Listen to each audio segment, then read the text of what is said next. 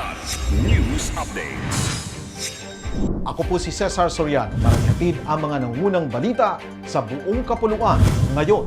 Ipinag-utos ni PNP Chief General Jose Melencio Nartates Jr. sa Police Regional Office Mimaropa ang pag-aresto at pagbawi ng armas ng 4 na pulis na rumesponde sa shooting incident sa Puerto Princesa City noong Biyernes ng gabi.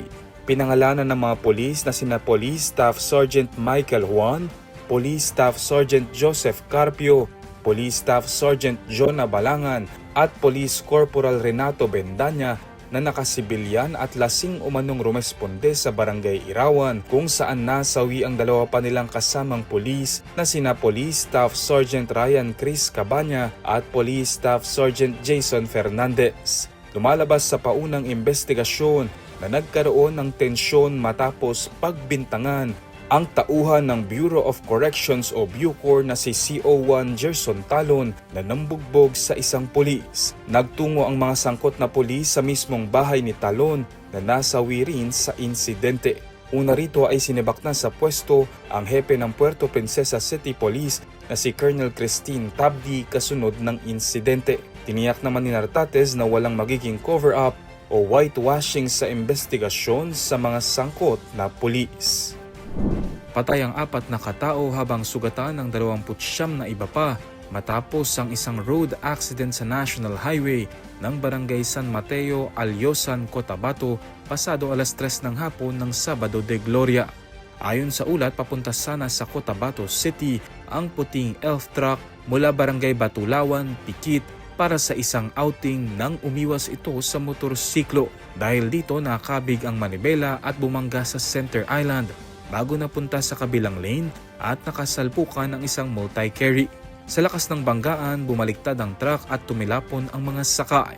Agad dinala sa ospital ang mga biktima, ngunit 4 ang idineklarang dead on arrival.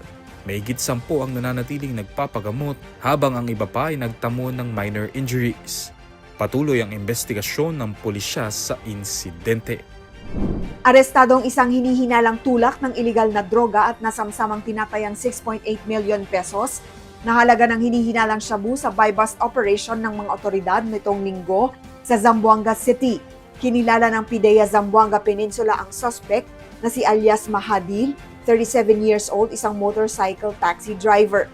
Dinakip siya bandang 7:38 ng umaga sa Barangay Lunzuran sa pinagsamang operasyon ng PIDEA at pulisya. Na-recover mula sa suspect ang 4 na pakete ng hinihinalang shabu na may kabuang bigat na 1 kilo kasama ang 5 bundle ng budol money at mga ID.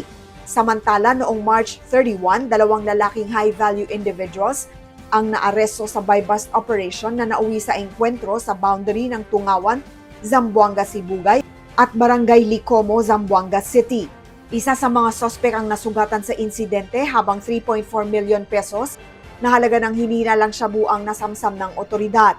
Kasalukuyang nakadetene ang mga suspect at nahaharap sa kasong paglabag sa Republic Act 9165. Ako po si Cesar Soriano, kasama nyo sa bawat pagputok ng balita.